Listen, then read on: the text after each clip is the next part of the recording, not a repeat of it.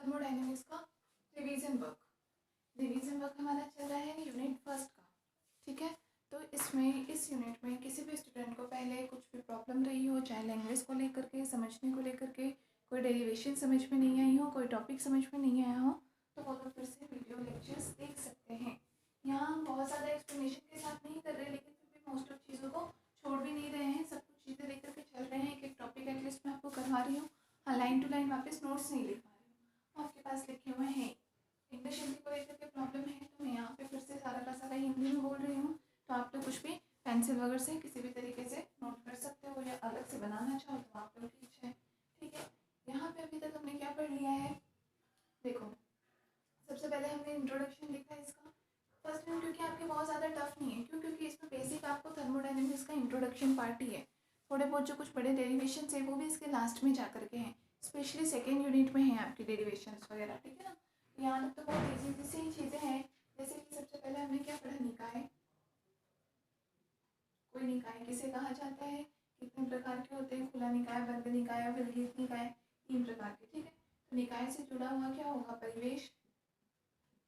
उसका परिवेश कैसा है, इकाई और परिवेश को अलग करने वाली सीमा क्या होती है, उनकी बाउंड्री कहलाती है परिसीमा। ये हो जाएगा इनकी परिसीमा। तीनों को कंबाइंड कर दिया जाए तो हमें क्या मिल जाएगा, पूरा यूनिवर्स।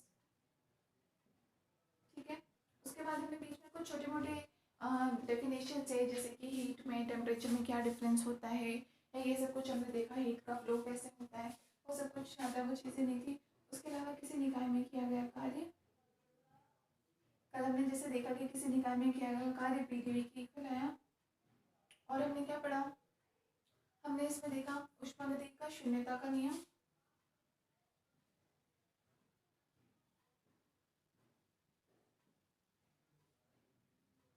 ठीक है, फिर हमने देखे कि प्रक्रम प्रक्रम अलग अलग, तो हमने देखे टोटल मिला करके 5 प्रकार के आपके प्रक्रम हुए। कौन कौन से, संधावी, संतापी, समायतनिक है, प्रदोष्म है, या फिर नॉन डिफ्यूजिंग जिसको हमने कहा अविस्मरणीय। इस प्रकार के अलग अलग प्रक्रम आ गए। उन सभी प्रक्रमों का आलेखीय प्रदर्शन अपन देख चुके हैं। ये उनका ग्राफिकल तरीके से हमने उनको प्रेजेंट किया, आलेखीय प्रदर्शन। और कल हमने क्या पढ़ा था, ऊष्मागतिकी का प्रथम नियम।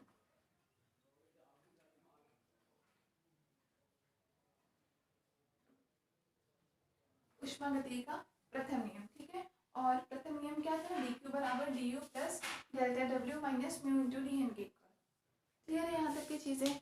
अब आज हमें क्या देखना है कि ये जो अलग अलग प्रकार के पांचों प्रक्रम है, इन पांचों प्रक्रमों पर हमारी ऊष्मागतिकी का जो प्रथम नियम है, इसका एप्लीकेशन पार्ट क्या होता है, मतलब इसका यूज़ करके आप इन पांचों प्रक्रमों को किस प्रकार से प्रदर्शित कर सकते हो, उनमें किया गया कार्य क्या है, या उनके अंदर क्या भी प्रोसेस हो रहा है, या समतापी है, समायतनिक है, समधाबी है, तो उनका क्या क्या मतलब होता है, ये सब कुछ।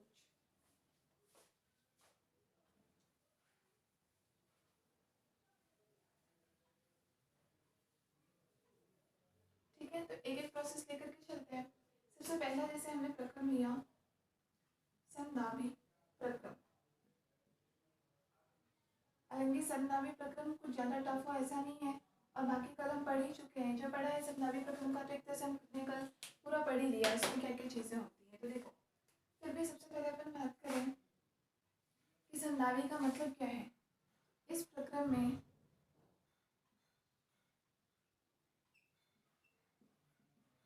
दाब P इक्वल टू कैसा होता है, नियत। पूरे प्रक्रम के दौरान दाब नियत रहेगा। दाब नियत होने का मतलब हमें क्या मिल जाएगा, dp इक्वल टू 0। दाब में परिवर्तन का मान कितना हो जाएगा, 0 हो जाएगा। क्लियर है, दाब में परिवर्तन 0 होगा, पहली चीज। दूसरी अगर हम बात करें कि दाब में परिवर्तन हमारे पास 0 हो गया, अब इस समतापी प्रक्रम के लिए हमने जैसे कोई जो भी हमने निकाय लिया, मान लो हमने कोई पात्र ले लिया, उसमें हमने कोई गैस पर रखी है, और उस पर हम लगने वाले दाब की बात कर रहे हैं, तो पूरे प्रोसेस में दाब कांस्टेंट होगा, ये वैल्यू तो हम बता चुके हो। अब बात आती है कि अगर आपको जो गैस भरी हुई है, ये गैस हम कहते हैं कि आदर्श गैस है, तो आदर्श गैस पर समतापी प्रक्रम का क्या प्रभाव होगा। तो मेनली जो भी हम सारे के सारे टॉपिक पढ़ेंगे, किसके लिए पढ़ेंगे, आदर्श गैस के लिए। आदर्श गैस के लिए क्यों लेते हैं, क्योंकि आपको पता है आइडियल गैस है, मतलब उसके सारे कैरेक्टर्स भी आइडियल है, और आप किसी भी चीज़ का रिजल्ट कहाँ देखना चाहते हो, जहाँ ऑलरेडी वो चीज़ आइडियल है। किसी चीज़ में पहले से कमी है, तो आप उस पर अपना एक्सपेरिमेंट नहीं करना चाहोगे, तो चीज़ आपके पास आइडियल होनी चाहिए, इसीलिए हम क्या लेंगे, आदर्श गैस लेंगे। सबसे पहले हम बात करें आदर्श गैस के समीकरण।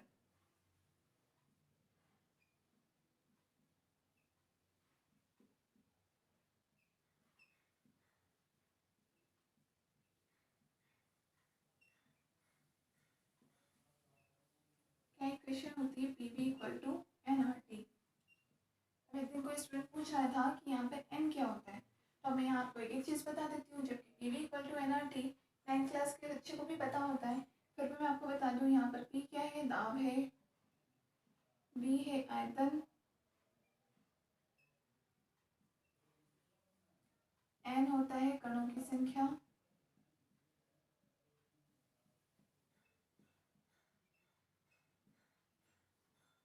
आर होता है गैस नियतांक,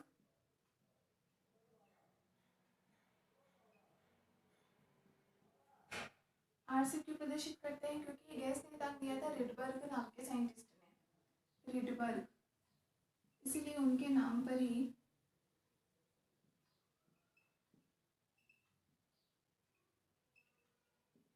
आर से प्रदर्शित किया जाता है। और टी, टी है ये हमारा टेम्परेचर, ठीक है।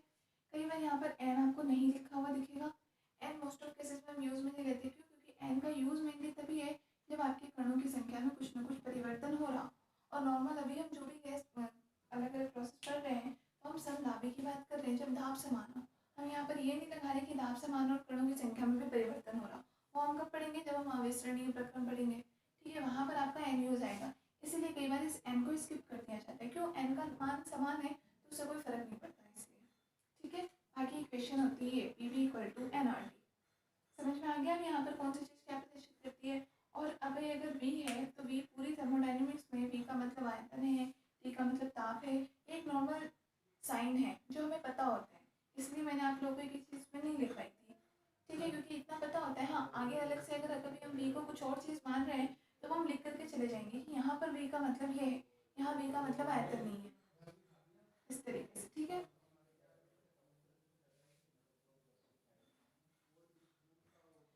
तो P V equal to N R T equation है। अब हम बात करें कि यहाँ पर प्रोसेस कैसा है, हमारा समदाबी है, तो पी का मान तो कांस्टेंट है, तो बाकी फर्क किस पे पड़ेगा, तो देखो यहाँ पे वी है चेंज होने वाला और टी है चेंज होने वाला।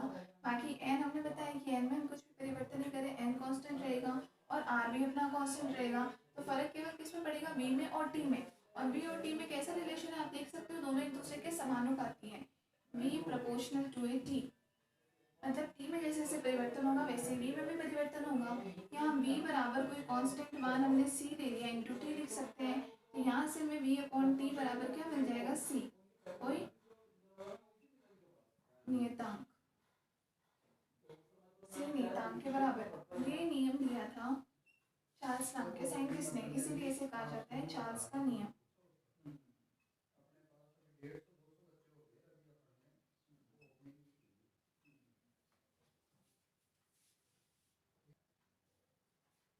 ठीक है, इसे क्या कहा जाता है, चार्ल्स का नियम, V upon T equal to कोई कांस्टेंट के बराबर।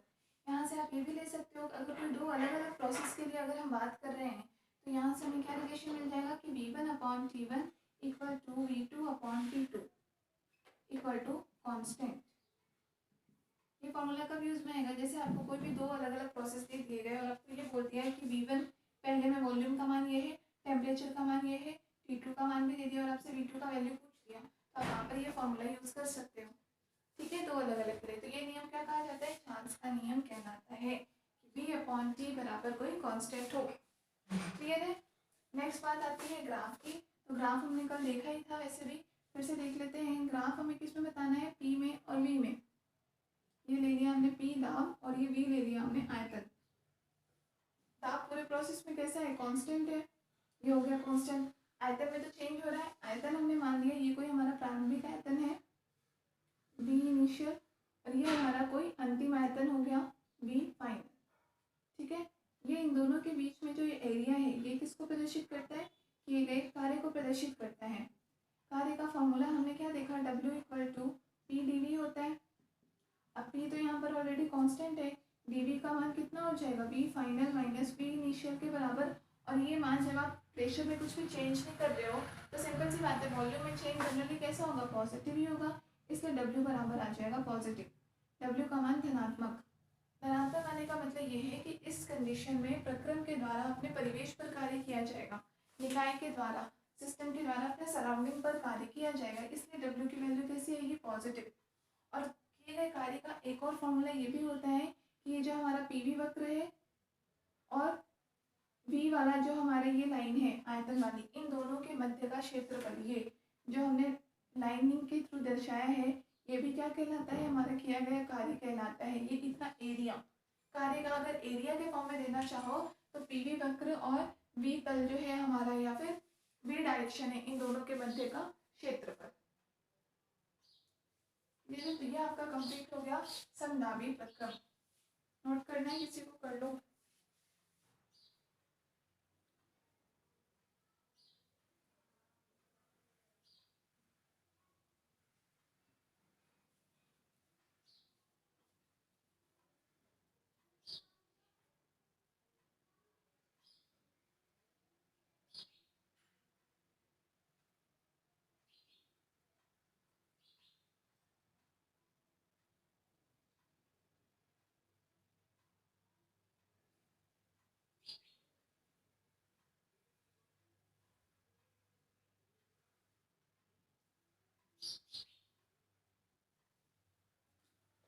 ठीक है,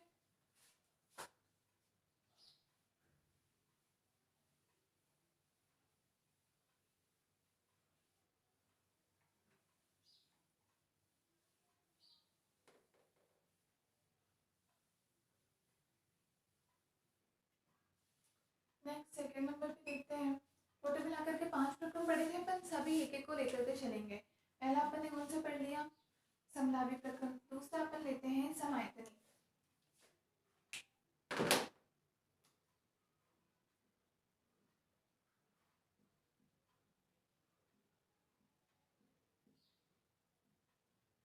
समायतनी प्रक्रम, समायतनी भी कल हमने पढ़ा था, जितना पढ़ा था उतना ही मान है, ठीक है ना।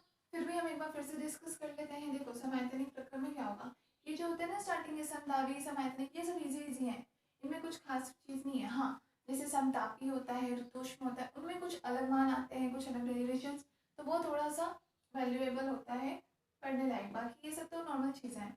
फिर देखो समायतनिक है, टोटल में आयतन समान होगा, क्या लिख सकते हो आप, इस प्रक्रम में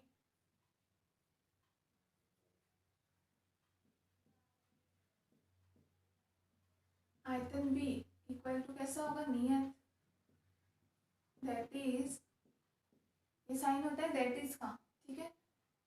B में परिवर्तन dV इक्वल टू कैसा हो जाएगा, 0 हो जाएगा, ठीक है। पहला पॉइंट समझ गया। अब हम फिर यहाँ भी बात करें, हम किससे, आइडियल गैस समीकरण से, आदर्श गैस की समीकरण से। तो देखो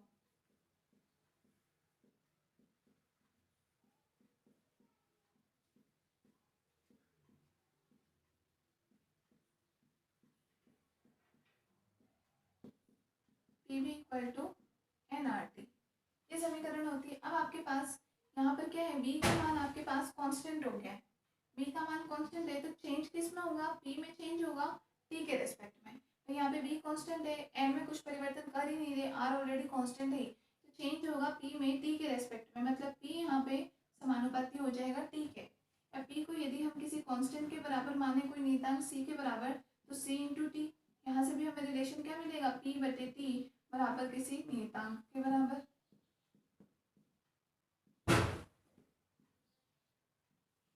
ये नियम यहाँ से मिलता है। इस नियम को क्या कहा जाता है, दाब का नियम।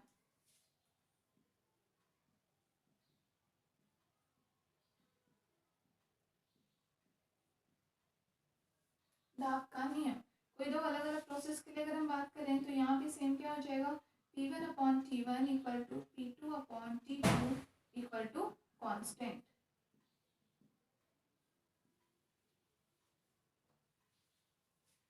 ठीक है, यही एक चीज़ हमने कल भी देखी थी, आज भी हमने वही मान पढ़े हैं, कोई दिक्कत नहीं है इसमें। अगर बात कर लेते हैं हम इसके ग्राफ की, ये यहाँ से आपको क्या है, पहले हमने कल ओनली ग्राफ देखा था, तो ठीक है, हमने उसमें क्या गया कार्य भी देख लिया था। अब यहाँ हम सारी की सारी बात कर रहे हैं एक प्रक्रम के बारे में, उससे रिलेटेड सारा का सारा डिटेल यहाँ पर है कि वो प्रक्रम है, उसके कारण आदर्श केस की समीकरण पे क्या फर्क होगा, कोई अलग नियम मिल रहा है, वो दो अलग अलग प्रक्रम के लिए बात करें तो ग्राफ क्या होगा, उसमें क्या गया कार्य क्या होगा, तो एक एक प्रक्रम के बारे में ये चीज़ें हो सकता है डायरेक्टली आपके शायद सिलेबस में आपको ना मिले, लेकिन ये चीज़ें यूजफुल है, यूज आएगी आपकी बुक में, क्योंकि कई सारी चीज़ जैसे डायरेक्ट लिख दी हुई है। अब अगर आप लोग को पता ही नहीं है कि समांतरिक प्रक्रम में किया गया कार्य कितना होता है, तो कहाँ से निकालोगे, तो उसके लिए पीछे डिटेल में जाना ही पड़ेगा, इसीलिए अपन पहले से लेकर के चल रहे हैं। ठीक है, यहाँ पे अगर हम बात करें पीवी वक्र की, तो ये हमने ले लिया दाब पी, ये हमने ले लिया आयतन। अब आयतन यहाँ पर हमने कैसा बताया, कांस्टेंट बताया है, ये हमारे पास मान लिया हमने कोई किसी मान पर आयतन का मान कांस्टेंट है, लेकिन पी का मान तो इसके रिस्पेक्ट में चेंज होगा, तो ये हमारे पास पी का मान हमने ये ले लिया, ये मान लिया दो अलग अलग पी के मान आ रहे हैं अपने पास, ये हमने ले लिया कोई पी प्रारंभिक दाब और ये कोई अंतिम दाब। तो यहाँ पर आपके पास इनिशियल से फाइनल में इस प्रकार का ये जो क्षेत्र होगा, ये हमारे पास क्या हो जाएगा, किया गया कार्य हो जाएगा। ठीक है, फॉर्मूले की अगर हम बात करें तो किया गया कार्य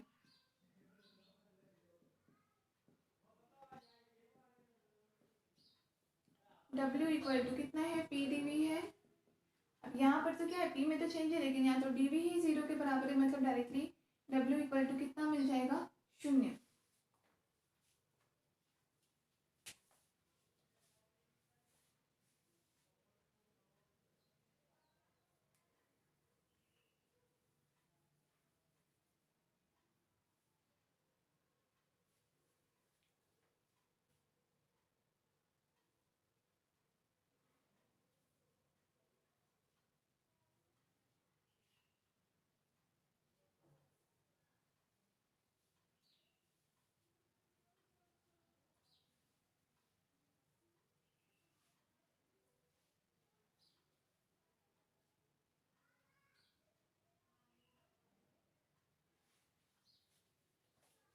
देख लिया, तो ये आपका दूसरा प्रक्रम हो गया।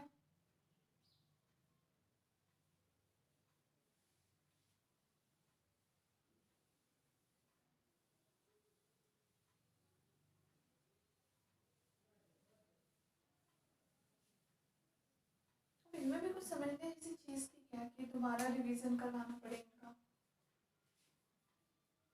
चलो देखो, हो सकता है अभी किसी को दिक्कत हुई हो। समतापी प्रक्रम, तीसरा प्रक्रम कौन सा ले लेते हैं, तीसरा समतापी प्रक्रम।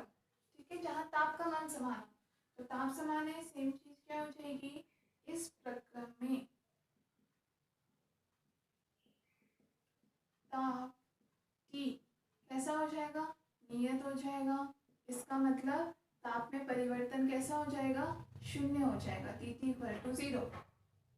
क्लियर है, यहाँ भी हम सेम चीज अप्लाई करते हैं आदर्श केस की समीकरण के लिए।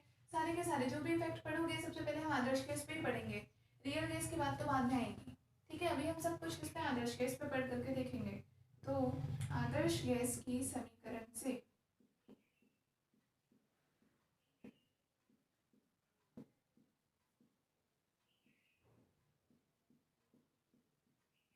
क्या है, PV equal to N R T है। अब यहाँ पे देखो, आपके पास एन और आर तो ऑलरेडी कांस्टेंट थे, और अब टी का मान भी कांस्टेंट हो गया, नियत मान हो गया। इसका मतलब पीवी ये पूरा का पूरा मान ही कैसा हो जाएगा, कांस्टेंट हो जाएगा। भाई एन का मान फिक्स है, एन में हम कुछ चेंज नहीं कर रहे। आर का मान तो कांस्टेंट है, उसका मान तो ऑलरेडी फिक्स ही है, रिपल कांस्टेंट का मान। टी था कि पहले तक टी में कुछ चेंज हो रहा था, अब यहाँ पर तो टी भी पूरे प्रक्रम के दौरान आपने नियत कर दिया हुआ है, कांस्टेंट कर दिया हुआ है। तो आपके पास रिलेशन क्या मिल जाएगा, पीवी इक्वल टू कांस्टेंट या कोई नियतांक। ठीक है, नियतांक अगर हम मान लेते हैं इक्वल टू सी के बराबर मान लिया, तो यहाँ से p बराबर आप निकालना चाहो तो क्या हो जाएगा, c अपॉन v हो जाएगा।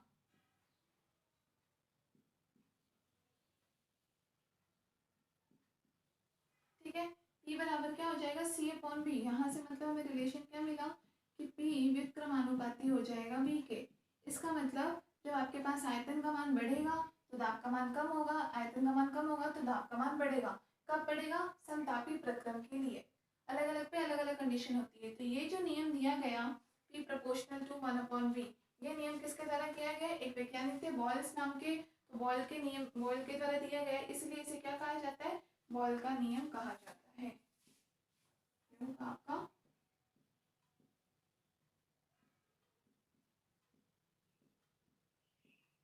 बॉयल का नियम दो अलग अलग प्रक्रम के लिए लें तो मान क्या मिल जाएगा? P1 equal to P2 V2 equal to constant. ठीक है, एक के सापेक्ष दूसरे का मान निकाल सकते हैं, ये बात हो गई। बात करते हैं अगर अब इनके ग्राफ की, ग्राफ हमें कैसा मिलेगा? तो देखो यहाँ पर P और V में बना रहे हैं अभी तक हम सारे ग्राफ P और V में, तो P V का रिलेशन यहाँ कैसा है? व्युत्क्रमानुपाती है, एक बढ़ रहा है तो दूसरा कम हो रहा है। तो यहाँ हम बात करेंगे, हमारा कोई PV वक्र हमने ले लिया, ये P है और ये V है। अब देखो कल समतापी का वक्र हमने नहीं देखा था, वो आज देखते हैं। तो P हमने मान लिया, ये कोई इसका प्रारंभिक मान है P इनिशियल और ये कोई अंतिम मान है P फाइनल। इसके रिस्पेक्ट में आयतन का ये प्रारंभिक मान हमने ले लिया V इनिशियल और ये इसका अंतिम मान ले लिया हमने V फाइनल। अब यहाँ पे साथ साथ में नहीं बढ़ रहा है, यहाँ पे उल्टा बढ़ रहा है। जब P का मान ज़्यादा है तो V का मान इसका मतलब कम होगा। तो P का मान देखो, आप देख रहे हो यहाँ पे फाइनल मान तो हमने नीचे ले रखा है, प्रारंभिक मान ऊपर ले रखा है, मतलब P का प्रारंभिक मान इस समय क्या है? ज़्यादा है। तो इसके सापेक्ष V का जो प्रारंभिक मान है वो कैसा दिख रहा है? कम है। ये हो गया, ठीक है। तो P के प्रारंभिक मान जो कि ज़्यादा है उसके सापेक्ष V का प्रारंभिक मान कैसा है? कम है। दूसरी बात करें कि P का अंतिम मान क्या हो गया? कम हो गया। तो P का अंतिम मान जब कम हो गया तो उसके रिस्पेक्ट में V का मान बढ़ जाएगा। तो यहाँ देखो P फाइनल हमने नीचे ले रखा है, तो इसके रिस्पेक्ट में V का मान कैसा हो रहा है? बढ़ रहा है। ये अरे कंडीशन, तो इसका मतलब इन दोनों के बीच में हमारे पास ग्राफ आ जाएगा ये, जिसकी दिशा हो जाएगी इस तरफ, मतलब बढ़ने की तरफ। ठीक है, P का मान ऊपर से नीचे जाएगा तो V का मान भी यहाँ से उस तरफ जाएगा, दोनों मान बढ़ने की तरफ। लेकिन P के मान ध्यान रखना, प्रारंभिक हमने ऊपर ले रखा है, अंतिम नीचे ले रखा है। क्यों? हम ये बताना चाह रहे हैं कि प्रारंभिक मान जब P का ज़्यादा होगा तो उस टाइम V का मान कम होगा, और जब P फाइनल की वैल्यू ज़्यादा होगी तो उसके रिस्पेक्ट में V की वैल्यू कम होगी। इन दोनों के बीच में जो ये टोटल एरिया है ये किसको प्रदर्शित करेगा? किए गए कार्य को। नोट कर लो। अब यहाँ पे जो वर्कडन का मान होगा, वर्कडन थोड़ा सा यहाँ डिफरेंट होगा, तो वो भी हमें निकाल के देखना पड़ेगा कि वर्कडन की वैल्यू क्या आती है।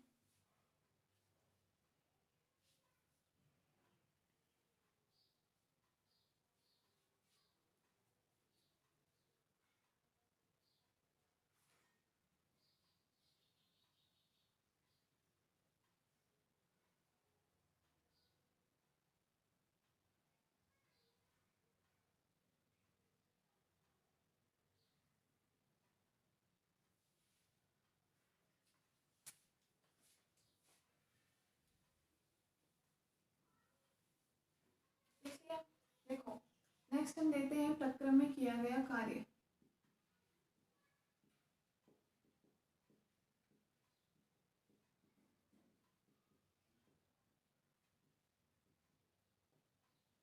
क्या वैल्यू हो जाएगी? W।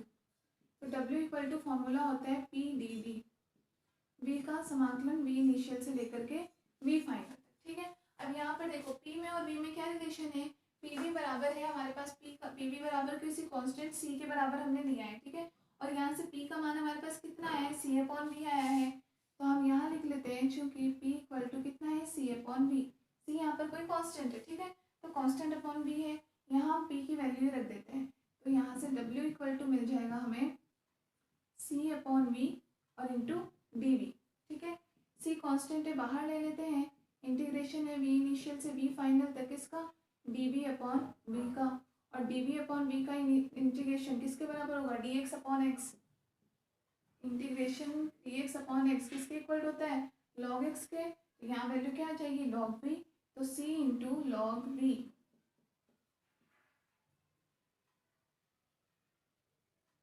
log v जिसकी लिमिट होगी V इनिशियल से V फाइनल तक, तो इसे आप क्या लिख सकते हो? W equal to C into ln V final minus ln V initial. ठीक है, और log का मान log m माइनस n किसके बराबर होता है? log m बटे n के। तो यहाँ से W इक्वल टू क्या मिल जाएगा? W इक्वल टू होगा C ln V फाइनल बटे V इनिशियल। क्लियर है? ये मान हो जाएगा, क्यों, ये हम प्रॉपर्टी आप लोग को पता होगी, ln m minus ln n equal to हम लिख सकते हैं ln m अपॉन n, यहाँ से हमने लिख दिया। अब c यहाँ पर कांस्टेंट है और c कांस्टेंट का मान किसके बराबर है, pv के बराबर है, और pv किसके बराबर है, बराबर है nRT के। ठीक है, देखो यहाँ हम लिख लेते हैं w बराबर हमारे पास क्या है, c ln v final upon v initial. यहाँ के बाद हमने मान यहाँ लिख दिया, इसको मिटाते हैं। ठीक है, तो चूंकि c क्या है, कांस्टेंट, किसके बराबर है, pv के बराबर है, और pv किसके बराबर है, nRT के।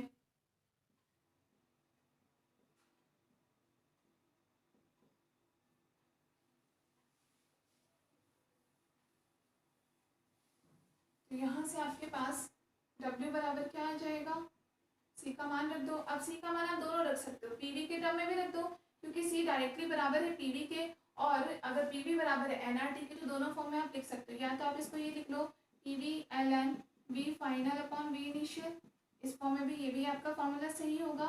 या फिर हम ये भी लिख सकते हैं w इक्वल टू pv का मान रख दें, तो nRT ln v final upon v initial, दोनों वैल्यू सेम होगी। नॉर्मली अगर कोई फॉर्मूला पूछे तो फॉर्मूला हम वैसे इसको बताते हैं, क्योंकि एनआरटी इसमें जनरली कांस्टेंट मान होते हैं, इस वजह से। ठीक है, इस फॉर्म में फॉर्मूला बताते हैं। लेकिन कभी अगर कोई न्यूमेरिकल हो जिसमें आपको एनआरटी का मान नहीं, पी का और वी का मान दे रखा हो, और तब समता भी दे रखा हो, सॉरी समतापी प्रक्रम दे रखा हो, तो आप ये फॉर्मूला यूज करोगे। ठीक है, पी वी बराबर, फॉर्मूला आप कोई भी एक ध्यान रख लो, एनआरटी ध्यान कर लो। कहीं आपको लगे कि पी और वी का मान दे रखा है, तो एनआरटी बराबर किसके होता है, पीवी के बराबर होता है। तो आप एनआरटी को किससे रिप्लेस कर सकते हो, पीवी से रिप्लेस कर सकते हो। तो ये होगा किसी समतापी प्रक्रम के दौरान किया गया कार्य।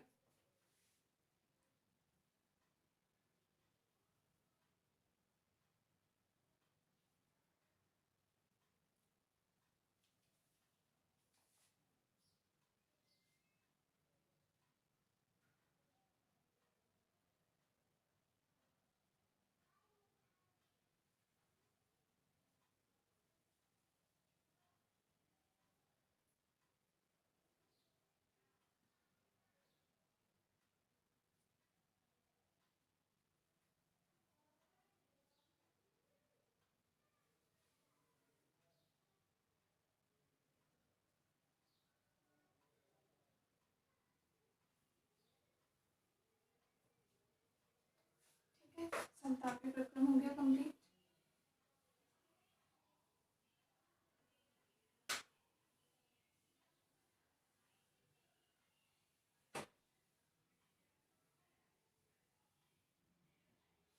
नेक्स्ट प्रोसेस लेते हैं, कौन सा होगा अपना, फोर्थ हम लेते हैं रुद्धोष्म प्रक्रम।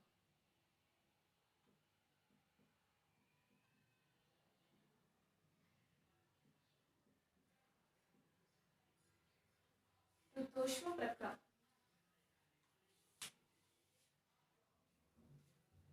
रुद्धोष्म प्रक्रम। तो सबसे पहले तो देखिए इस प्रक्रम में क्या होगा, ऊष्मा टोटल अवरुद्ध हो जाती है। ऊष्मा मतलब क्यों ना तो बाहर से प्रक्रम में आ पाएगी, ना ही अंदर से बाहर जा पाती है। तो यहाँ हम लिखें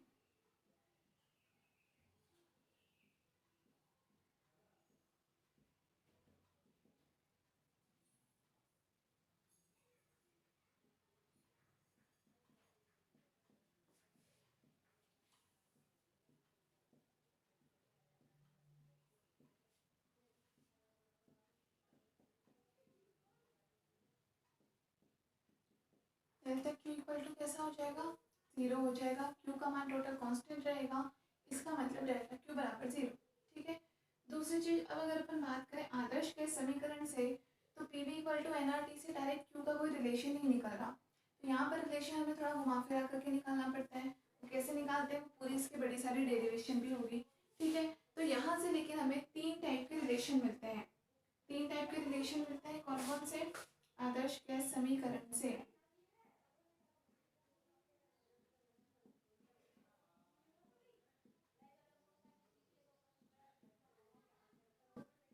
आदर्श गैस समीकरण से जब हम सॉल्व करते हैं, अभी हम करेंगे भी आगे, तो 3 टाइप की इक्वेशंस मिलती है। कौन कौन सी, पहला मिलता है हमें p इंटू वी की power gamma equal to constant नियतांक। ये p में और v में रिलेशन है। दूसरा रिलेशन हम किस में देख सकते हैं, v में और t में। ठीक है, v में और t में क्या रिलेशन होता है, टी इंटू बी की power gamma minus one equal to constant, T into B की power gamma minus one equal to constant. और एक और रिलेशन अब पी में और बी में आ गया, टी में बी में। अब एक रिलेशन देखते हैं पी में और टी में। तो पी में होता है वन माइनस पी की power one minus gamma into T की power gamma equal to constant. तो रुद्धोष्म प्रक्रम के लिए आप इन तीनों में से कोई से भी समीकरण यूज में ले सकते हो। डिपेंड करता है कि कभी न्यूमेरिकल में अगर आप यूज ले रहे हो तो आपको क्या वैल्यू दी हुई है, किस वैल्यू की जरूरत है उसके बेस पे। जैसे अगर आपको टी का मान दे रखा है और टी पूछ रखा है तो आप ये इक्वेशन लगा दो, पी बी दे रखा है तब पी पूछ रखा है तो ये इक्वेशन लगा दो। ऐसे टी और बी में ये तीनों की तीनों इक्वेशंस होती है। अब किसी ने पूछा भी था कि पी वी की पावर गामा है इक्वल टू कॉन्स्टेंट, इसको एक्सप्लेन करने के लिए तो ये एक्सप्लेन किया हुआ है। पहले जब मैंने करवाया था तभी भी मैंने आपको डेरिवेशन कंप्लीट करवाई थी कि पी वी की power gamma equal to constant value कहाँ से आई। ठीक है, फिर से देख लेते हैं।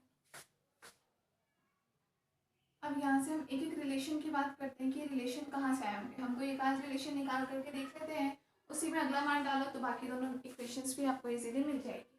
ठीक, तो सबसे पहले हम बात करें यहाँ पर, जैसे कोई भी हम यहाँ पर किसकी बात कर रहे हैं, कोई रुद्धोष्म प्रक्रम के लिए रुद्धोष्म प्रसार हो रहा हो, किसी गैस का प्रसार ऐसा हो जो कि रुद्धोष्म होगा।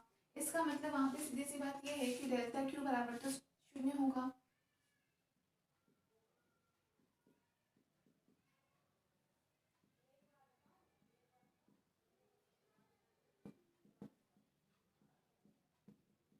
डेल्टा क्यू इक्वल टू क्या होगा, जीरो हो जाएगा। मतलब कि जब ये प्रसार होगा रुद्धोष्म तो उसमें आपके क्यू में कुछ भी चेंज नहीं आएगा।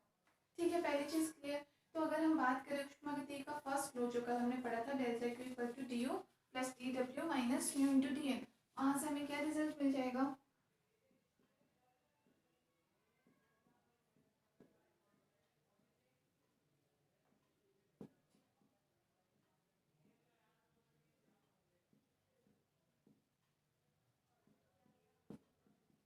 ऊष्मागतिकी के प्रथम नियम से डेल्टा क्यू इक्वल टू क्या मिला था, D U plus del W minus mu into D N. अब जनरली हम म्यू इंटू डी एन वाली टर्म यूज में लेते नहीं है अभी हम जो भी प्रोसेस पढ़ रहे हैं, क्योंकि अभी तक जितने प्रोसेस पढ़ रहे हैं उसमें कहीं पर भी आपकी कणों की संख्या में कुछ परिवर्तन नहीं होगा। मतलब डी एन इन सब के लिए जीरो जीरो ही है, तो ये पूरी टर्म हमारे पास जीरो हो जाती है। इसीलिए अभी हम इक्वेशन शॉर्ट में डायरेक्टली आप ये यूज ले सकते हो, delta Q equal to D U plus del W minus mu into D N वाली टर्म केवल तभी लगानी है जहाँ पे कहीं आपको लगे कि वहाँ पे नंबर ऑफ पार्टिकल्स में कुछ चेंज हो रहा है।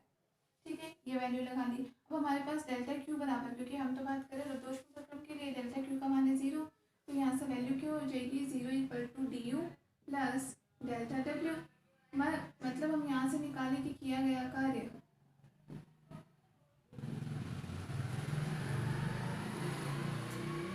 डेल्टा डब्ल्यू बराबर क्या निकल जाएगा, माइनस डी यू के बराबर। ठीक है, ये हमारे पास मान क्या आ गया, डेल्टा डब्ल्यू बराबर माइनस डी यू। अब हमें इन दोनों का मान निकालना है, टी यू का मान क्या है और डेल्टा डब्ल्यू का मान क्या है, दोनों मान निकाल करके हम यहाँ पे रख दें तो देखते हैं आगे मान क्या होता है। ठीक है, जो भी स्टूडेंट जिसने कहा था ये एक्सप्लेन करने के लिए, वैसे तो आपके पहले जब मैंने करवाया था तभी भी पूरा एक्सप्लेन किया हुआ था, फिर भी अगर तब पता नहीं वीडियो देखते नहीं हो या पता नहीं क्या है, फिर से देख लो, फिर से मैं बता रही हूँ। समझ में नहीं आया तो भी फिर से बता रहे कि आदर्श के समीकरण के लिए जब आप रुद्धोष्म प्रक्रम को यूज में लोगे तो P V equal to N R T में कहीं आपको क्यू दिख रहा है क्या, नहीं है क्यू। इसका मतलब डायरेक्टली इसको यूज करने से तो रुद्धोष्म प्रक्रम का कोई मतलब निकलेगा नहीं, तो हमें थोड़ा इसको इनडायरेक्ट होकर के यूज में करना पड़ेगा। यूज में लेने पर तीन टाइप की इक्वेशंस मिलती है, पी में, वी में, टी में, वी में और पी में और टी में। तीन रिलेशंस मिलते हैं, डिपेंड करते हैं तीनों ही रिलेशन सही हैं। आप कोई से भी एक रिलेशन लिख करके आ जाओ वो चीज़ भी सही होगा। अगर आपसे ये पूछ ले कि ये मान आए कहाँ से, तो उसके लिए हम पूरी डेरिवेशन कर रहे हैं। तो सबसे पहली बात तो हमने कहा है क्योंकि प्रक्रम रुद्धोष्म है तो डेल्टा क्यू बराबर जीरो होता है इस प्रक्रम में, पता है हमें। फिर दूसरी नंबर पे हमने यूज किया जो ऊष्मागतिकी का प्रथम नियम, क्योंकि जब हमने कल फर्स्ट लॉ पढ़ा था तब भी हमने क्या कहा था कि इस नियम के द्वारा ही ऊष्मा को इंट्रोड्यूस किया गया। ऊष्मा क्या होती है, किस तरीके से परिवर्तित होती है। डेल्टा यू का मान निकाला तो यहाँ से मान शून्य है तो ये रिलेशन आ गया। अब हम डी यू का मान भी निकालते हैं, डेल्टा डब्ल्यू का मान भी निकाल लेते हैं। तो डी यू का मान निकालने के लिए हम क्या करें, जो हमारे पास विशिष्ट ऊष्मा होती है, ऊष्माधारिता हम कहते हैं, ऊष्माधारिता या विशिष्ट ऊष्मा इसी को कहा जाता है, किसको, सीवी को।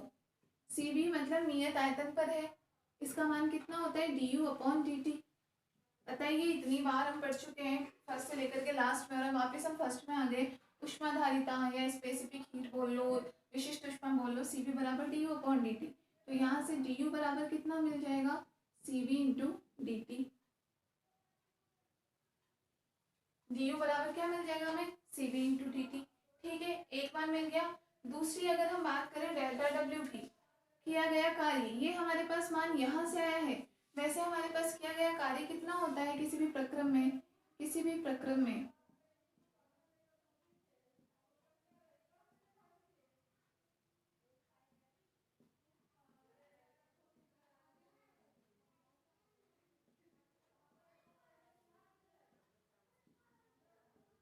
किसी प्रक्रम में किया गया कार्य, डब्ल्यू का जनरल फॉर्मूला हम क्या यूज में ले रहे हैं अभी तक, पी डी वी के बराबर। ठीक है ना, डेल्टा डब्ल्यू बराबर पी डी वी। तो ये डेल्टा डब्ल्यू का मान यहाँ से मिल गया, डी यू का मान यहाँ से मिल गया। दोनों मान हम यहाँ पर रख देते हैं।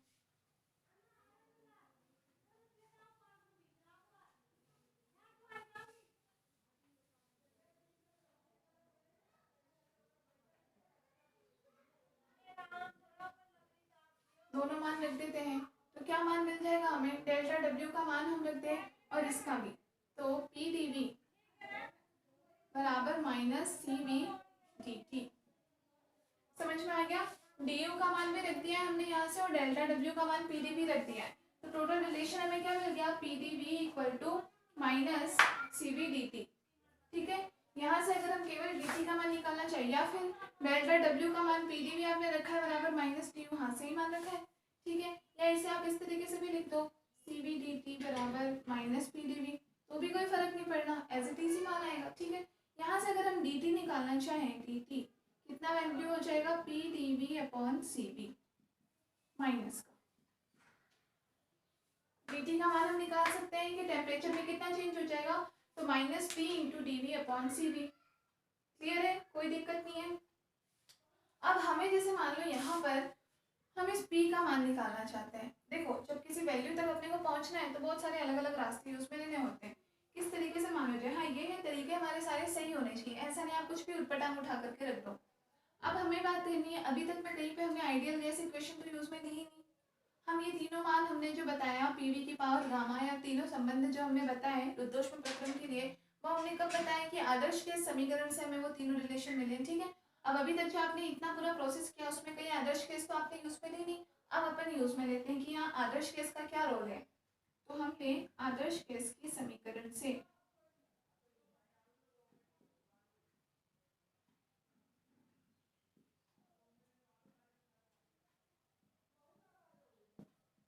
आदर्श गैस समीकरण से पीवी इक्वल टू क्या होता है, एनआरटी। यहाँ से अगर हम पी का मान निकालना चाहें तो कितना हो जाएगा, N R T upon V. P बराबर यहाँ से मिल जाएगा हमें किसके बराबर, N R T upon V के बराबर मिल जाएगा। तो पी का मान हम यहाँ से उठा करके यहाँ रख सकते हैं।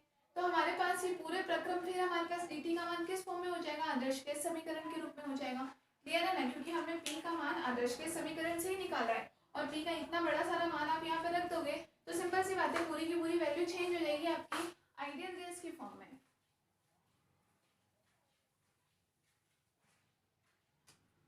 कर देते हैं, फिर सोचना क्या है। P बराबर N R T upon B हमारे पास वैल्यू है, यहाँ पे पुट कर दो, डी टी इक्वल टू, ये मैं आपको लिख भी दूँ, P का मान देखो, अभी क्योंकि मैं रिवीजन करवा रही हूँ इसीलिए मैं इन सबको समीकरण नंबर वगैरह नहीं दे रही हूँ, मैं प्रॉपर्ली आपको ये नहीं लिख रही हूँ कि इसका मान यहाँ रखने पर, इसका मान यहाँ रखने पर। अंडरस्टूड है, रिवीजन है तो इतना ज़्यादा भी हम नहीं करेंगे। कहीं आप लोग को लिखना हो तो आप लोग खुद भी लिख सकते हो, या आपको लगे कि हम समीकरण डाल करके इसको लिखें तो नंबर डाल लो आप खुद से। ठीक है, तो P का मान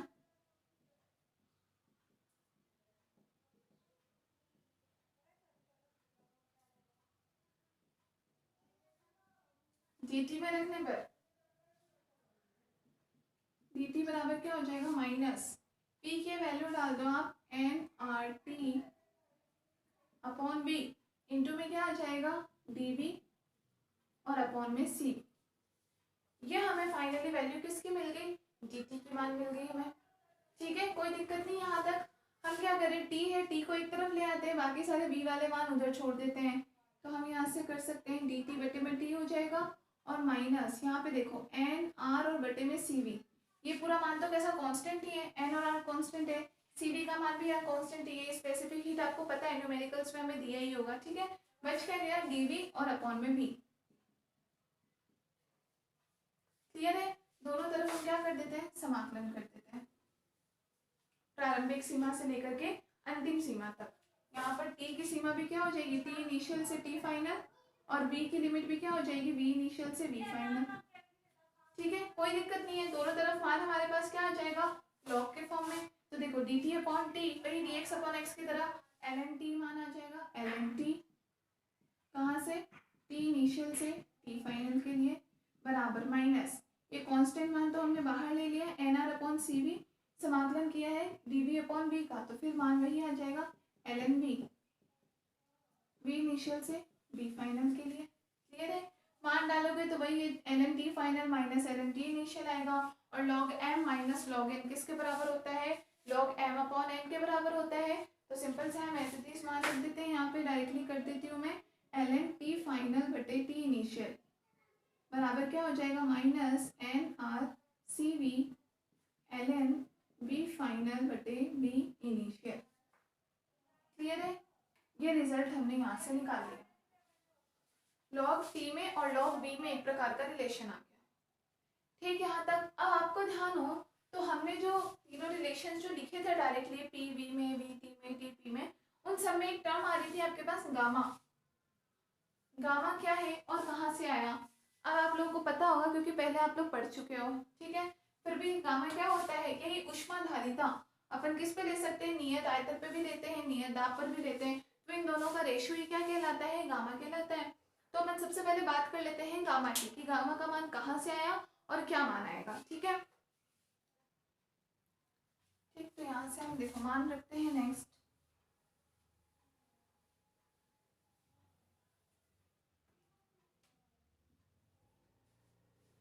इसके बाद यहाँ चल रहे हैं, यहाँ से हम वहाँ जाते हैं, फिर वहाँ से हम यहाँ आते हैं, बहुत छोटा है ये तो इसलिए, ठीक है ना। चलो ये वैल्यू तो हमें यहाँ तक में मिल गई।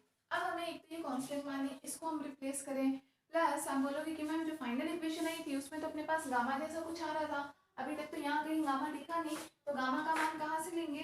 तो देखो जैसे कि हम बात करते हैं सीपी में और सीबी में, इन दोनों में क्या रिलेशन होता है, सीपी और सीबी में एक रिलेशन होता है, क्योंकि सीपी इक्वल टू होता है सीवी प्लस आर के। अब आप लोग क्योंकि पढ़ चुके हो तो आपको पता भी होगा, और याद नहीं हो तो फिर से याद कर लो, सीवी का आप कुछ भी मान निकालो उसमें प्लस आर कर दो, सीपी आ जाएगा। सीवी का मान निकालने में हमें थोड़े से पापड़ बेलने पड़ते हैं, थोड़ा हमें ध्यान करना पड़ता है कितने अणु हैं, क्या है, बाकी सीपी का मान निकालने में कुछ पापड़ नहीं बेलना, डायरेक्टली सीवी का मान आर के फॉर्म में ही आता है। जैसे सीवी का मान आपके पास आ गया 3/2 आर, इसमें प्लस आर कर दो तो ये आपका कितना हो जाएगा 5/2 आर, ये किसका मान हो जाएगा, सीपी का। सीपी का मान सीधे आ जाता है, बताइए आप लोगों को, मुझे पता है समझ आ बच्चों, ठीक है। हमें तो क्या निकालना है, गामा का मान निकालना है, गामा होता है सीपी और सीवी का रेशो, तो हम इसको सीपी सीवी का रेशो बनाने के लिए सीवी से दोनों तरफ डिवाइड कर देते हैं, तो ये हो जाएगा सीपी अपॉन सीवी बराबर, सीवी में सीवी का भाग जाएगा तो 1, और प्लस ये हो जाएगा आर अपॉन सीवी, ठीक है। क्योंकि हमें ये रेशो बनाना था इसीलिए हमने इसको डिवाइड किया है, और ये रेशो ही बराबर होता है गामा के, तो गामा बराबर हो जाएगा आपका 1 प्लस आर अपॉन सीवी, ठीक है। गामा का मान हो जाएगा क्योंकि ये वैल्यू होती है बराबर, इसे हम बोलते हैं निष्पत्ति बोला जाता है। एक कांस्टेंट है भाई, ये भी वैल्यू कांस्टेंट है, ये भी कांस्टेंट है, इन दोनों का रेशियो भी किसी कांस्टेंट मान के बराबर हमने जस्ट मान लिया है। यूनिट होगी नहीं क्योंकि ऊपर नीचे सेम यूनिट है, तो यूनिट से यूनिट कैंसिल, तो गामा की ना तो कोई यूनिट होगी, निष्पत्ति इसको बोला जाता है। बहुत ज़्यादा मुझे इसे इसका नाम एग्जैक्टली पता नहीं है गामा क्या, बट अभी हम इसको एक कॉन्स्टेंट मान के चल रहे हैं, ठीक है। यहाँ से हमें आप देखो यहाँ पे अपने पास आर अपॉन सी वी जैसा ही आ रहा था, यहाँ भी आर अपॉन सी वी आ रहा है, तो अपन यहाँ से इसका मान निकाल लेते हैं, तो आर अपॉन सी वी बराबर क्या हो जाएगा, गामा माइनस 1 के। हमारे पास यहाँ पे माइनस भी आ रहा था, तो हमें इसे माइनस के फॉर्म में चेंज चाहिए, तो minus R upon C V, तो ये मान क्या हो जाएगा 1 माइनस गामा आ जाएगा। क्लियर है, माइनस आर बटे सी वी का मान हमें क्या मिल गया 1 माइनस गामा। अब ये मान हम यहाँ पर पुट कर सकते हैं, एन के साथ हम पुट कर देते हैं 1 माइनस गामा, तो देखो फिर क्या बचाएंगे यहाँ पे, एन का मान आपको पता है, लगाओ तो हटा दो तो कुछ फर्क नहीं पड़ना, क्योंकि इन सारी अभी तक जो हम प्रक्रम पढ़ रहे हैं कभी एन को हम छेड़ भी नहीं रहे, ठीक है। यहाँ पर हम मान रख देते हैं इस वैल्यू में, तो एल एन ये है आपका T final upon T initial बराबर क्या मान आ जाएगा, minus R upon C V का मान ये रख दो 1 माइनस गामा। एन मैंने हटा दिया है, ठीक है। ऊपर से जहां तक हम एन लाए हैं आप सब जगह हटा सकते हो, कोई प्रॉब्लम नहीं है। फिर से बता रही हूँ, एन के मान को लेकर कंफ्यूज मत होना। एन केवल और केवल तभी हम कंसिडर करते हैं जब एन के मान को हम कुछ छेड़ रहे हो, कम ज़्यादा कुछ कर रहे हो। यहाँ हम ऐसा कुछ नहीं कर रहे, इसलिए उसके मान को आप बिल्कुल बिना टेंशन फ्री होकर के और आराम से आप उसको रिमूव कर दिया करो। जब चाहो तब रिमूव कर दो, तब उसको इक्वेशन में से हटा दो। जब तक हम चेंज नहीं कर रहे, जब चेंज करेंगे तब आपको उसको नहीं हटाना होगा, ठीक है।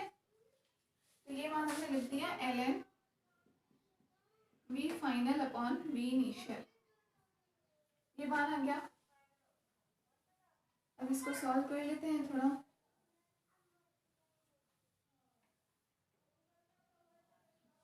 तो यहाँ से देखो m log n जैसा आ रहा है। m log n को हम क्या लिख सकते हैं, log m की पावर n में। आपको प्रॉपर्टीज तो log की सब याद होगी। log में अगर कभी आपके पास n log m हो कोई मान, तो आप इसको इस फॉर्म में लिख सकते हो, log m की पावर n के फॉर्म में।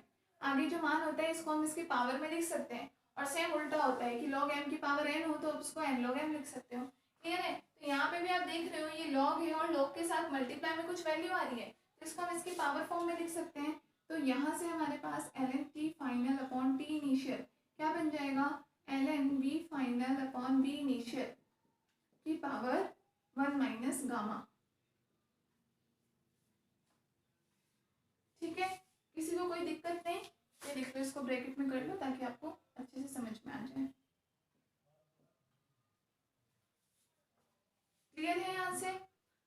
इस फॉर्म में हमने इसको चेंज कर लिया। अब अगर हम चाहें तो इसको ये भी लिख सकते हैं, L N T final upon T initial.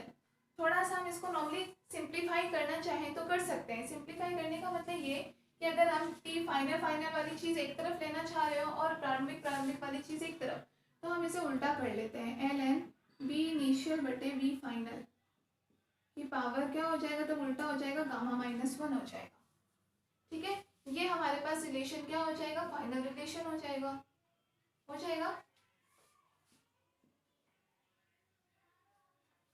अब यहाँ से आपको कैसे पता चला कि हमारे पास रिलेशन मिल रहा है या नहीं, देखो यहाँ से आप क्या करोगे, जैसे कि आपको मान लो पावर गामा माइनस 1 है, इसकी कंप्लीट पावर क्या है, गामा माइनस 1 है, जबकि टी फाइनल की पावर क्या है, कुछ भी नहीं है, 1 है। अगर आप इनको आपस में क्रॉस मल्टीप्लाई करो तो आपके पास क्या आ जाएगा, टी फाइनल और वी फाइनल की पावर गामा माइनस 1 बराबर आ जाएगा, क्योंकि दोनों तरफ लॉग से लॉग हम कैंसिल कर सकते हैं। तो सिंपली मान क्या रह जाएगा, यहाँ पर हमारे पास आ जाएगा टी इनिशियल और बी इनिशियल की पावर गामा माइनस 1, क्लियर है। या यहाँ से हम ये भी लिख सकते हैं, टी इंटू वी की power gamma minus 1 equal to constant, ठीक है। तो टी इंटू वी की power gamma minus 1 equal to क्या हो जाएगा, कॉन्स्टेंट। यही रिलेशन था हमारे पास टी में और वी में। आगे रिलेशन यहाँ पे लॉग से लॉग कैंसिल कैसे हुआ है, कटता नहीं है। लॉग से लॉग का मतलब है दोनों तरफ आप एक्सपोनेंशियल ले लो, तो ये और लॉग कैंसिल आउट हो जाएंगे, वैल्यू हमारे पास ये बच जाएगी। इनका क्रॉस हमने क्यों किया है, यहाँ आपके पास टोटल क्या आ गया, टी फाइनल बी फाइनल अंतिम मान आ गया, यहाँ दोनों का प्रारंभिक मान आ गया, या इसे हम कंबाइंड फॉर्म में इस तरीके से लिख सकते हैं। तो ये हमारे पास दोनों तीनों में से एक रिलेशन मिल गया, टी और बी वाला रिलेशन मिल गया, क्लियर है। अब यहाँ से बाकी दोनों, पहला रिलेशन निकालने में टाइम लगा, इतना पूरा प्रोसेस करके आए, बाकी दोनों रिलेशन जल्दी निकल जाएंगे। अब ये मान इसलिए हमारे पास किस रूप में हम कह सकते हैं, आदर्श के समीकरण के द्वारा ही आया है, ठीक है ना, क्योंकि पी का मान हमने वही से ही रखा था आदर्श के समीकरण से, इसीलिए अभी किस में चेंज हो गया, आदर्श के समीकरण में। अब देखो जैसे यहाँ से आपको कोई दूसरा रिलेशन चाहिए तो आप क्या कर सकते हो, P V equal to N R T से आदर्श केस की समीकरण ही हम इसमें फिर से लगा देते हैं, P V equal to N R T से। तो यहाँ से अगर हम टी का मान निकालना चाहे, टी बराबर कितना हो जाएगा, P V upon N R, T equal to P V upon N R. T का ये मान हम इस वैल्यू में पुट कर दें, एक इक्वेशन हमें मिल गई है, तो एक से बाकी बनाना है, तो यहाँ पर टी का मान फ्री है, टी का मान ही पुट कर देते हैं हम यहाँ से। तो ये वैल्यू क्या हो जाएगी, P V upon N R into V की power gamma minus 1 equal to constant, ठीक है। एन और आर दोनों के दोनों मान कैसा है, कांस्टेंट है। इन दोनों को हम इधर मल्टीप्लाई कर दे तो वो भी कांस्टेंट ही है और ये भी कांस्टेंट है, टोटल मान कांस्टेंट के बराबर ही होगा। यहाँ हमारे पास बच जाएगा p इंटू वी और v की power gamma minus one equal to constant बच जाएगा। यहाँ पर ये भी v है, ये भी v है। इस v की पावर कितनी है, कुछ नहीं है, मतलब पावर है वन। इसकी पावर है गामा माइनस वन, और जब आधार समान होते हैं तो दोनों की घातें जुड़ जाती हैं, तो ये प्लस का वन माइनस का वन कट जाएगा, तो वैल्यू कितनी आ जाएगी, v की पावर गामा। समझ में आया कैसे किया है। यहाँ पर हमारे पास क्या है, सिंपली ये v माइनस वन है। यहाँ पर हमारे पास सिंपली किसी की पावर कुछ नहीं होने का मतलब होता है कि वहाँ पे पावर एक होता है, तो यहाँ पे हमारे पास v की पावर कितनी है, एक है, कुछ नहीं है, मतलब पावर एक है, ठीक है। और यहाँ पर पावर हमें दे ही रखा है, और जब कोई भी दो आधार समान होते हैं, मल्टीप्लाई में है दोनों दोनों आधार समान होते हैं, तो इनकी घातें टोटल कैसी हो जाती है, जुड़ जाती है। मतलब आप इसको ये लिख सकते हो, v की power one plus gamma minus one, तो तीनों पावर्स कैसी हो जाएगी, जुड़ जाएगी, क्योंकि इनका आधार समान है, तो आधार आप एक साथ लिख लो, इनकी घातों को जोड़ दो, ये मान बराबर आ जाएगा constant one minus one cancel, तो रिलेशन क्या मिल जाएगा, पी वी की power gamma equal to constant. ये हमें यहाँ से दूसरा रिलेशन मिल गया, इजी है, दूसरा रिलेशन फटाफट से मिल जाएगा, पी वी की power gamma equal to constant, लिख लो।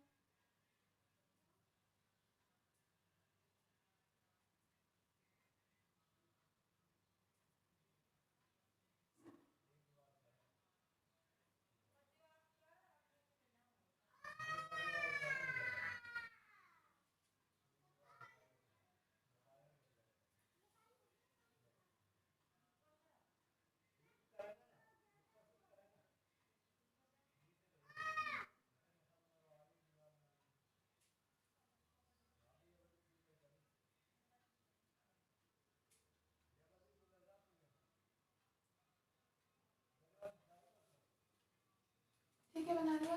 तीसरा इक्वेशन निकालने के लिए फिर हम इसी इक्वेशन को यूज में लेते हैं।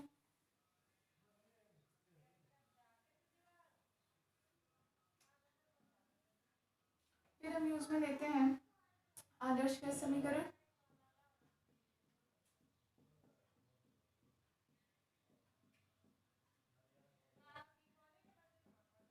देखो ये हमारे पास पहले फाइनल इक्वेशन आई, इसमें एक बार अगर हमने टी की वैल्यू डाली आइडियल गैस इक्वेशन से, तो हमें एक रिजल्ट मिल गया। दूसरा है इसमें बी खुद है, अगर यहाँ हम बी का वैल्यू डाल दें यहाँ से निकाल करके, तो फिर हमें कुछ और रिजल्ट में मिल जाएगा। तो P B equal to N R T से अब हम बी की वैल्यू निकाल लेते हैं। बी इक्वल टू क्या हो जाएगा, N R T upon P, ठीक है। ये वैल्यू यहाँ पे पुट कर दो, तो T as it is, B की वैल्यू क्या हो गई यहाँ पे, N R T upon P, इसकी power gamma minus one equal to constant, ठीक है। अब इसको सॉल्व करने के लिए पावर अलग अलग कर लो, तो देखो टी अपने पास एक है ही, एन और आर कैसा है, कांस्टेंट है, तो उसकी पावर हम अलग ले लेते हैं, एन आर की power gamma minus one, constant माने इसलिए। उसके अलावा हमारे पास क्या बच गया, टी अपॉन पी, इसकी power gamma minus one equal to constant, ठीक है। यहाँ पे आपके पास एन आर की पावर गामा, ये पूरा वैल्यू क्या है, कांस्टेंट है, इसको आप कांस्टेंट पर डिवाइड कर दो तो भी मान कांस्टेंट ही रहेगा। हमारे पास यहाँ से मान क्या बचेगा, T into T upon P की power gamma minus one equal to constant. इस कांस्टेंट को हमने इधर डिवाइड कर दिया तो भी वैल्यू कांस्टेंट ही आएगी। यहाँ पे ये रिलेशन बच गया। अब यहाँ पे ये भी टी है, ये भी टी है, इसकी पावर को हम अलग अलग कर लेते हैं, तो देखो टी आपके पास एक है ही, दूसरा इस टी की पावर क्या हो गई, गामा माइनस वन। नीचे से जो पी है, पी को भी अब हम ऊपर लेकर के आते हैं और अलग करके लिख लेते हैं, तो पी की पावर, पी ऊपर आएगा तो पी इन्वर्स हो जाएगा, इन्वर्स होने का मतलब यहाँ माइनस लग जाएगा, तो ये वैल्यू क्या हो जाएगी, one minus gamma equal to constant हो जाएगा। अभी पी नीचे है, पी ऊपर आएगा तो क्या होगा, पी इन्वर्स हो जाएगा, और पी इन्वर्स इंटू में आप करो गामा माइनस वन, तो माइनस अंदर मल्टीप्लाई हो जाएगा, वैल्यू क्या हो जाएगी, वन माइनस गामा, ठीक है। टी की टोटल पावर यहाँ पे सेम हम लेंगे, आधार दोनों के समान है तो घातें जुड़ जाएगी। यहाँ पे घात कितनी है, कुछ नहीं है, मतलब एक है घात, प्लस गामा और माइनस का एक डॉट, पी की टोटल पावर कितनी है, one minus gamma equal to constant.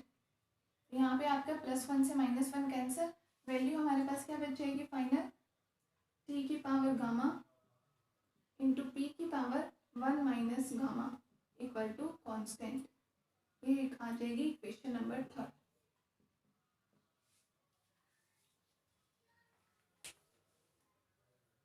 ठीक है, तो इस तरीके से ये तीनों की तीनों इक्वेशंस हमें कम्प्लीटली फाइंड आउट हो गई। किससे, आदर्श के समीकरण से। दोषों प्रकरण के लिए यूज लोगे आदर्श के समीकरण, तो मान कुछ डिफरेंट आएगा, कुछ इस टाइप का वैल्यू आता है, नोट कर लो।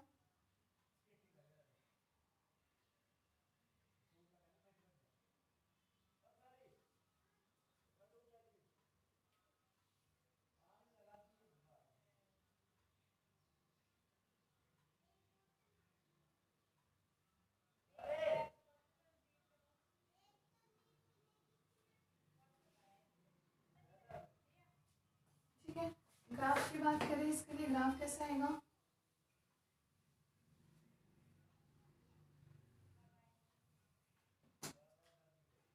देखो ग्राफ, अब यहाँ पर तीनों में ही अपन ने रिलेशन देख लिया, मतलब तीनों में कुछ ना कुछ चेंज हो रहा है, टी में भी, पी में भी और वी में भी, ठीक है। पी हमने ले लिया, यहाँ पर ये प्रेशर हमने ले लिया। अब यहाँ पर हम बात करें रुद्धोष्म प्रक्रम की, तो पी में और वी में डायरेक्टली तो ऐसे कोई हमें रिलेशन मिला नहीं आदर्श गैस के समीकरण से कि ये इसके डायरेक्टली प्रोपोर्शनल हो या इनवर्सली प्रोपोर्शनल हो। हम बात करते हैं कि दो अलग अलग टेम्परेचर पर अगर हम इनकी वैल्यू ले रहे हैं, जैसे T1 पर और T2 पर, दोनों पे हमने ले लिया। ये मान लो एक कोई टेम्परेचर पर हमारे पास ये ग्राफ आया, दूसरे पर हमारे पास ये ग्राफ आया, ये T1 टेम्परेचर ले लिया, ये T2 टेम्परेचर पर ले लिया। यहाँ पर आयतन की बात करें V की, तो ये हमने मान लिया कोई हमारे पास ये प्रारंभिक आयतन है V इनिशियल, ये हमारे पास कोई फाइनल आयतन आ गया V फाइनल, ठीक है। इनिशियल मान लिया, फाइनल आयतन दोनों मान लिया। तो इन दोनों के प्रक्रम के बीच में जो ये किया गया कार्य है,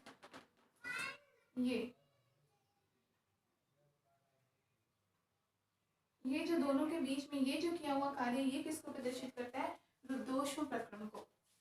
रुद्धोष्म प्रक्रम का ग्राफ हम यहाँ से पहचानोगे, तो P प्रोपोर्शनल होता है 1/v की पावर गामा, PV की power gamma equal to constant. इसका मतलब P बराबर क्या होगा? 1/v की पावर गामा, ठीक है, प्रोपोर्शनल होगा 1/v की पावर गामा। तो ये रिलेशन दिखता है हमें ये दोनों प्रक्रम के बीच में।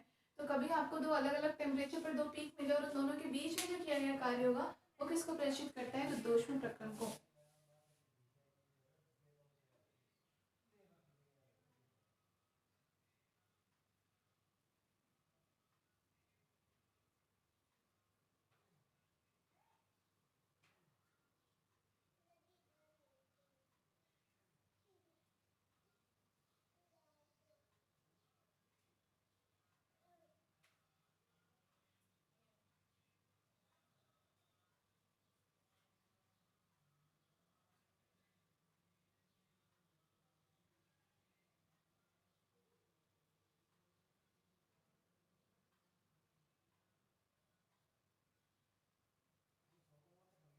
ठीक है, ये बना लिया। अब बात करें इस रुद्धोष्म प्रक्रम में किया गया कार्य कितना होगा?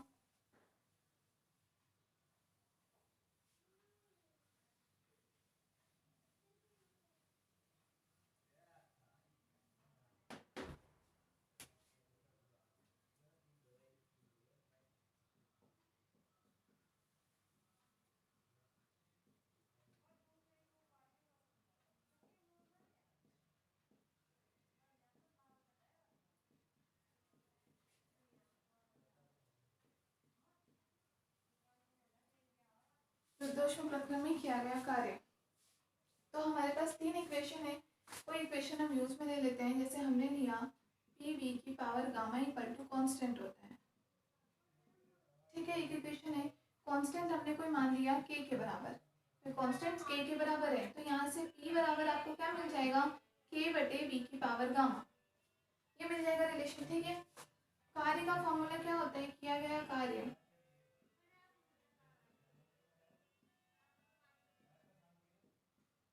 W equal to integration P dV होता है, V का मान V इनिशियल से V फाइनल तक, क्लियर है। P की वैल्यू हमारे पास ये है, ये मान अगर हम यहाँ पुट कर देते हैं तो W बराबर क्या हो जाएगा हमारे पास? K/V की पावर गामा इंटू में dV, V इनिशियल से V फाइनल के लिए, ठीक है।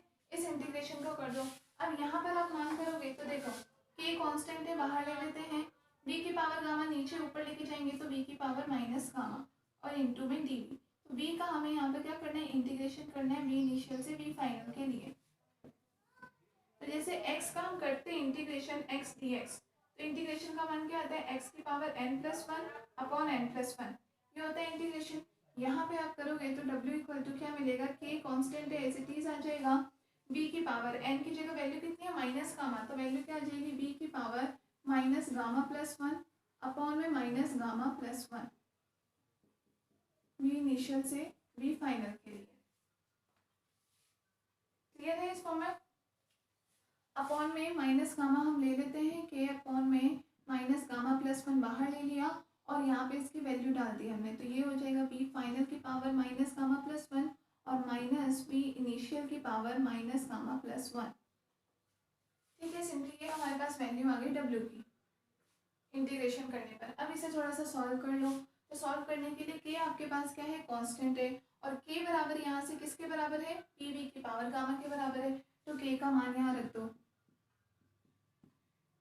के बराबर पी वी की पावर गामा होता है। ये वैल्यू यहाँ पे पुट कर दें तो डब्ल्यू बराबर क्या हो जाएगा, 1 माइनस गामा प्लस 1, ये एज इट इज मैंने दिया, के को अंदर मल्टीप्लाई कर दिया। तो ये हमारे पास पी वी की पावर गामा है। फाइनल के साथ आएगा मतलब वैल्यू फाइनल आएगी, इनिशियल के साथ आएगा मतलब वैल्यू इनिशियल आएगी। तो देखो एक तो आपके पास हो जाएगा पी फाइनल वी फाइनल की पावर गामा, ये तो हमने के का मान रखा है, इनटू में ये वैल्यू क्या हो जाएगी, वी फाइनल की power minus gamma plus 1। Clear है, के की वैल्यू अंदर दोनों में मल्टीप्लाई कर दी, के है पी वी की पावर गामा। अब ये वैल्यू फाइनल से मल्टीप्लाई होगी तो फाइनल के फॉर्म में ही आएगी, प्रारंभिक मान से मल्टीप्लाई होगा तो प्रारंभिक के रूप में ही आएगा।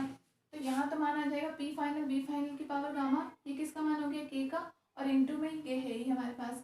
ऐसे ही माइनस वी इनिशियल के लिए हम करेंगे, पहले के को मल्टीप्लाई करो तो ये वैल्यू हो जाएगी पी इनिशियल वी इनिशियल की पावर गामा, और इसके मल्टीप्लाई में ऑलरेडी क्या है, वी इनिशियल की power minus gamma plus 1। Clear है, तो यहाँ से दोनों से रिलेशन क्या मिल जाएगा, minus gamma plus 1। P final तो एज इट इज, अब बी की पावर देखो, गामा और माइनस गामा प्लस 1 आधार समान है दोनों, तो घाते वही जुड़ जाएगी, तो गामा और माइनस का गामा कट जाएगा, ओनली पावर 1 रह जाएगी, तो बी फाइनल रह जाएगा ओनली। ठीक है, माइनस ऐसे ही यहाँ पे P initial as it is आ जाएगा, और ये वैल्यू हमारे पास क्या है, बी फाइनल इनिशियल की पावर गामा, और इसकी पावर है माइनस गामा प्लस 1, तो gamma minus gamma cancel, power हो जाएगी 1, तो ये हो जाएगा बी इनिशियल। तो P final minus V final और minus P initial into V initial, इस फॉर्म में हमारे पास ये वैल्यू आ गई। माइनस है, माइनस को अगर हम अंदर मल्टीप्लाई कर देंगे तो हमारे पास वैल्यू क्या रह जाएगा, 1 माइनस से मल्टीप्लाई कर देते हैं इसको पॉजिटिव बनाने के लिए, तो ये वैल्यू बच जाएगी 1 minus gamma, W equal to 1 minus gamma into अंदर भी मान ये हो जाएगा पॉजिटिव, ये नेगेटिव, ये हो जाएगा P initial B initial minus P final V final.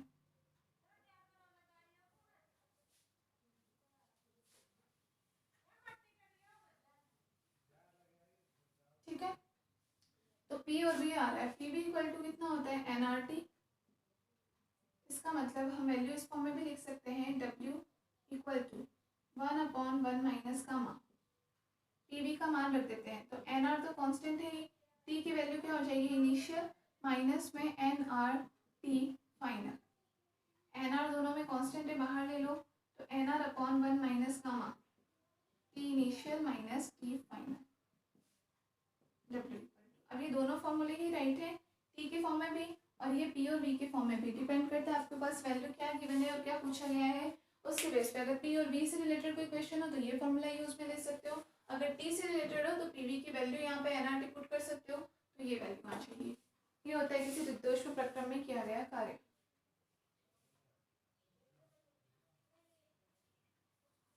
ठीक है, तो ये आपके सारे प्रोसेस हो गए कंप्लीट। नेक्स्ट साइक्लिक प्रोसेस हो रहे तो उसमें तो कुछ बताने जैसा नहीं है। साइक्लिक प्रोसेस बस वही होता है कि जिस जगह पे शुरू किया जाता है प्रक्रम उसी जगह पे आकर के एंड होता है, बस डायरेक्शन अलग होती है। यहाँ से शुरू किया तो जाएगा यहाँ से, ये ए और बी 2 पॉइंट है, अगर पहले आप ए से बी गए तो आते टाइम आपको बी से आना पड़ेगा, सेम डायरेक्शन लेकिन विस्थापन बिल्कुल सेम होगा। क्या गया कार्य अपने पास कितना हो जाएगा, ये और माइनस ये हमारे पास किया गया कार्य हो जाता है। तो चक्रीय प्रक्रम बहुत ज़्यादा यूज में आता भी नहीं है और इससे ज़्यादा कुछ हार्ड एंड फास्ट इसमें है भी।